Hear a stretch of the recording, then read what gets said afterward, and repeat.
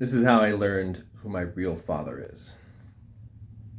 I don't share this for sympathy, but I share it because healing starts when we stop protecting abusers with our silence.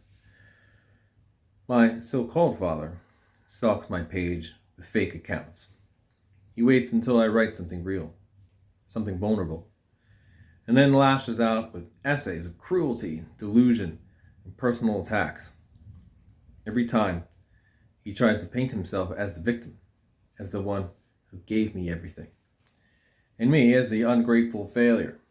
But let me tell you the truth that I've never said before. My father was not a father. He was a drunk man-child who shattered mirrors because he couldn't face himself.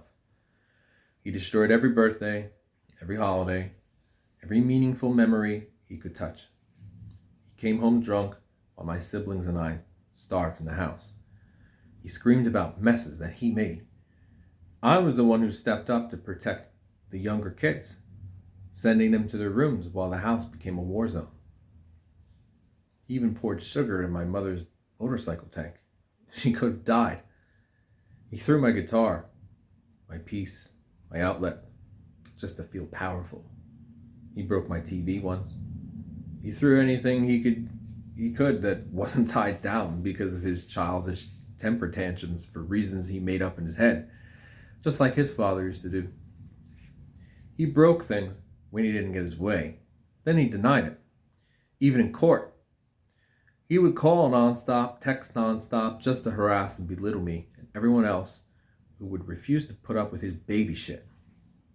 He took from everyone and gave nothing back but trauma and shattered trust. And now he's angry that I said no, that I left, that I built a life without him. No one in the rest of the family he started with my mother even talks to him. They don't talk to him either unless they want something. And then they leave because he pushes them away so he can act like he does everything for everyone and everyone is ungrateful. He loves to continue that narrative. Well, maybe he continues it because that's what his father and mother did to him. But I say it ends with me. I never asked for it. I never asked for anything. I knew better. Just because I am given a gift or donation, it does not become a business deal all of a sudden. For the convenience for him to be able to say, I gave you something, you owe me constant interaction now, and if you don't, then I will belittle you so people don't think you're ungrateful. Never again. I never asked for anything. I was never given anything when I was a child. Never asked because I knew it was always going to be taken or broken or thrown out. Never again. And I can say no and walk away without being ungrateful. I can have a boundary set that shall not be walked over without being arrogant. I can walk away and then tell the story of what happened and help others who go through something similar without pretending to be high and mighty. I don't need to pretend.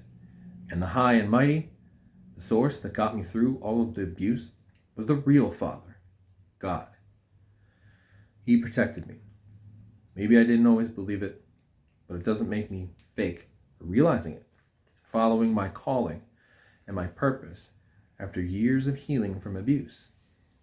I will use the curse and transmute it into blessings for all of God's children as my calling as Reverend. Man didn't give me this title.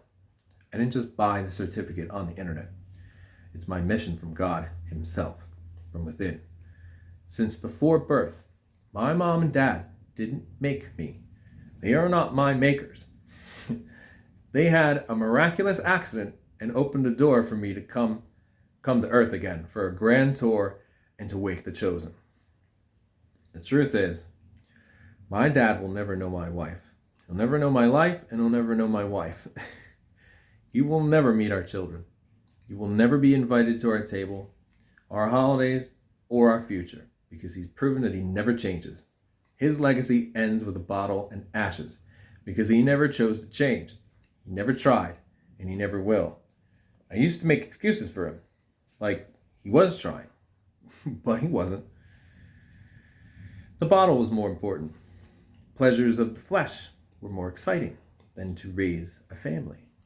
It was almost like I was the main source of resentment because I apparently ruined their good years of being 21 and drunk at the bars, so they took advantage of me in my teen years by making me babysit almost every day while they went out to party.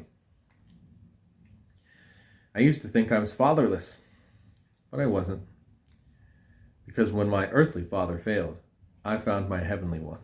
I learned to father myself.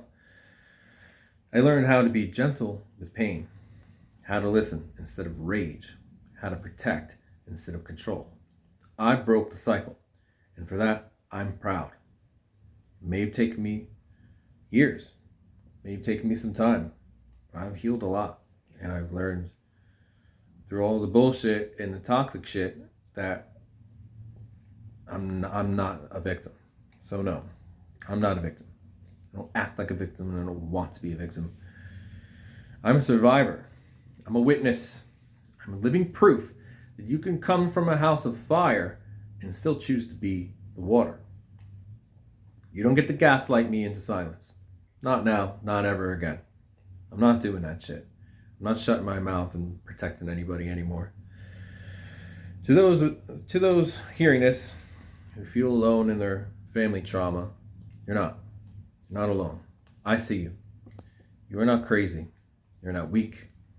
You are brave for choosing peace over chaos, truth over illusion, and healing over blood loyalty. I didn't abandon my family. I just refused to burn with them. God is my Father now.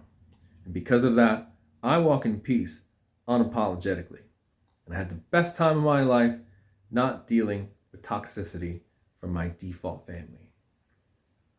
I never got a shining example of what family was from them.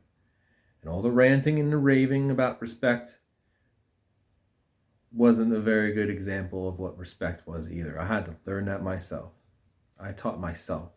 I'm my own father.